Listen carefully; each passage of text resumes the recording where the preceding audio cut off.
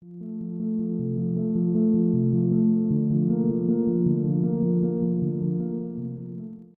think what happened with Aksai Chin, like I call it blunder of the history. So, you see, China's policy after occupying Tibet has been to create an infrastructure.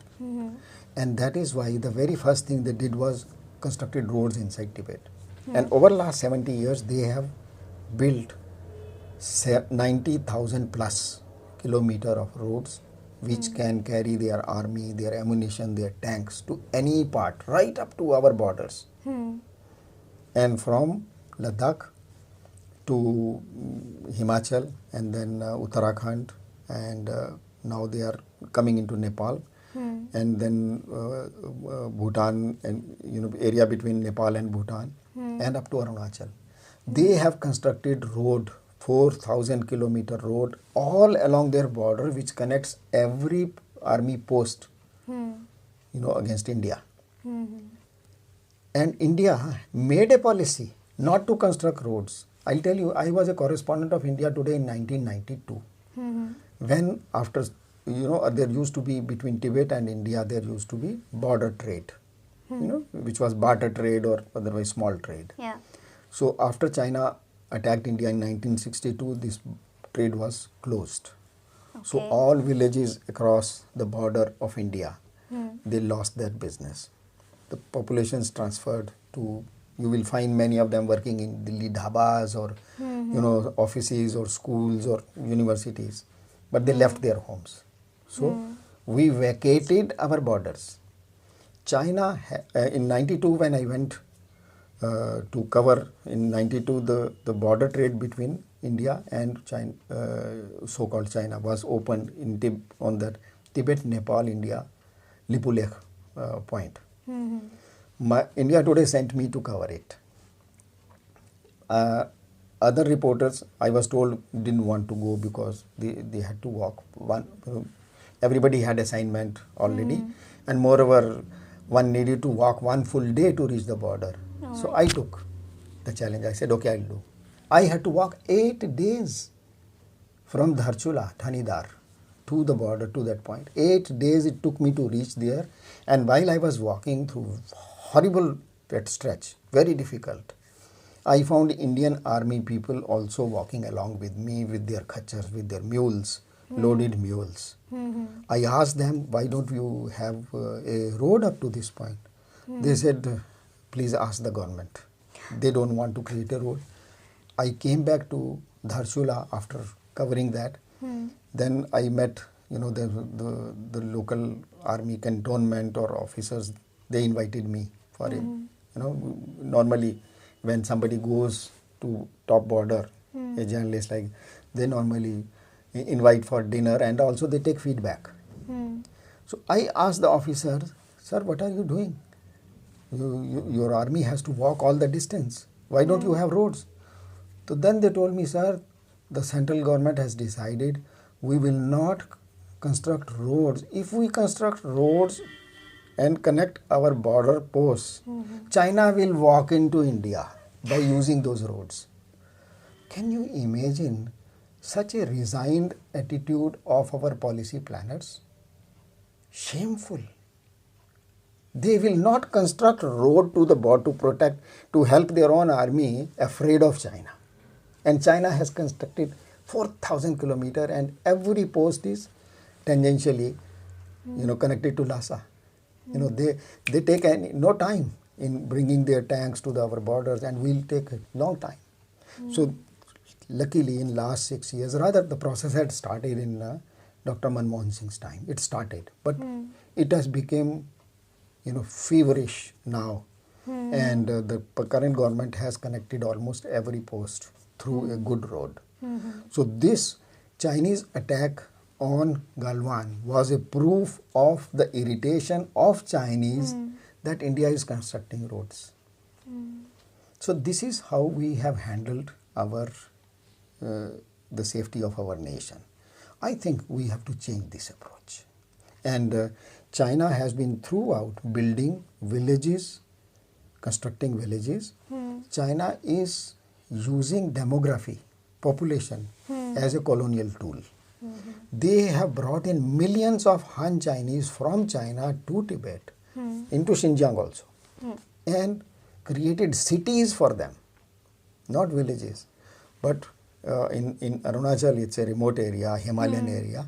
So they have created modern villages there to bring in population there so that their defense becomes strong.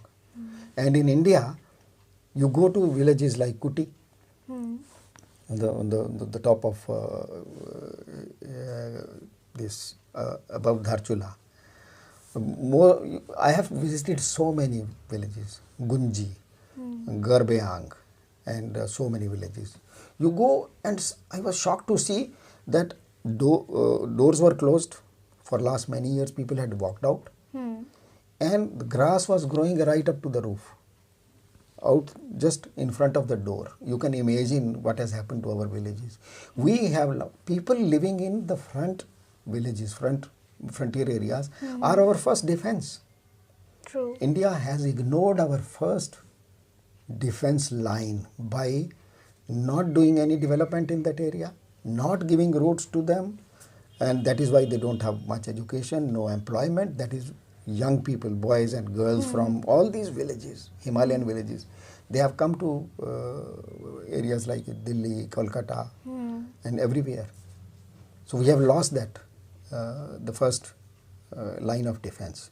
So India has to think very seriously of starting a new wave of development in these areas, not as a charity, as a part of India's defense policy, as a part of our attempts to protect India's land, India's interest along our borders. This is, in my sense, I would say, like China used their soft powers to attack the hard powers of India that might not have been so much developed as there. We were just newly freed country, and obviously the Nehru also ignored a lot of stuff. So that's what I want to know, that the blunders that happened at that time and now the development that is happening in the current times, are we going in the right direction? I think we are going in right direction. I am only afraid it may not be too late already. But still, the indications, as we see what happened in Galwan, the way Indian Army handled the Chinese attack, the way Indian Army has handled in the Doklam, everybody has heard in news. So I think we are not going in the wrong direction. We have started going in right direction. And it doesn't matter which government, today's government is there, very good. Any government in the in coming future, whichever party, I don't think they can ignore this process. They will have to rather give new acceleration to this process if we want to protect. I think our villages, like China has created villages along, you mentioned Arunachal Pradesh, they have created villages right on the border of Nepal. I have driven through those villages where you find all walls have Chinese signs. And it's Tibet and Nepal border, last village. Those in the street, the food which is selling, especially the vegetables, those are typically consumed by Chinese. They have brought in thousands and thousands of Chinese and put them in these villages, all along Nepal, all along India. So if they can create new villages by bringing in people from 2,000 kilometers away from China, why not we should create, revive those villages where our own people are suffering. If you now there is, if you read some articles, some journalists have written in recent years that villages, there are thousands of villages along Indian Himalayas where money order economy works. Money order. Yeah. Because their children are working in planes. They are not, some are working, as I said, in dhabas, but there are many there who are professors, who are journalists, who are teachers, who are scientists, But they don't live in those villages. They have left those villages. Now only old people live there. And when they die, the villages are dead. So I see that now there is some change happening. It is also generational change. It is also political change because of change of the political party in power. So India is first time has started realizing its own roots, its own strengths, and India has started working on its own strengths. This is something unique. Otherwise, in the international all world forums, rest of things remain same, and suddenly India is becoming more respectable. Yeah. So that shows that the change which was necessary in political leadership is coming. And because of that change, the attitude of ordinary Indian, of the bureaucracy, etc., we also see a positive change. So I only hope that this continues, irrespective of whichever party comes to power in coming elections. So this is about, you mentioned signing, why India has not signed a border treaty with China. See, there are two problems on both sides.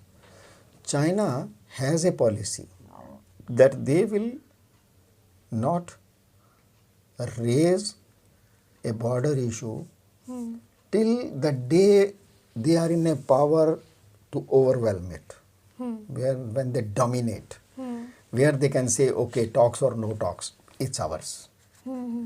This is China's policy. So in 1954, when the discussions were being prepared from both sides, the Indian side wrote to China that these are border point issues we should discuss. Zhou Enlai at that time wrote a letter which is on record to Government of India, saying that time has not come for, time is not ripe for it, we will discuss it at proper time. And India believed that because China is not ready to discuss border point on this particular point, which means they accept our maps of other areas. So India never raised those issues.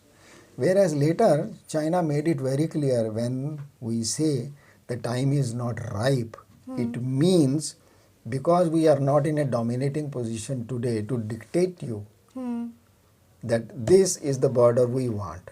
Because we are not today in a position to dictate you, we will wait for the day till we are in a position to dictate you. I'll give you one example. How blind Indian policy planners, leadership has been. In Nathula, can you imagine, through these 4,000 kilometers, the only point where India had a road up to the right last border point is Nathula in Sikkim. Otherwise, nowhere in Ladakh, in Himachal, in Uttarakhand, in Arunachal. Entire 3,800 kilometers, we don't have even one border point for 60 years where our road reached that point. Only Nathula. So at that time, the government's representative, it happened when China had just occupied Tibet.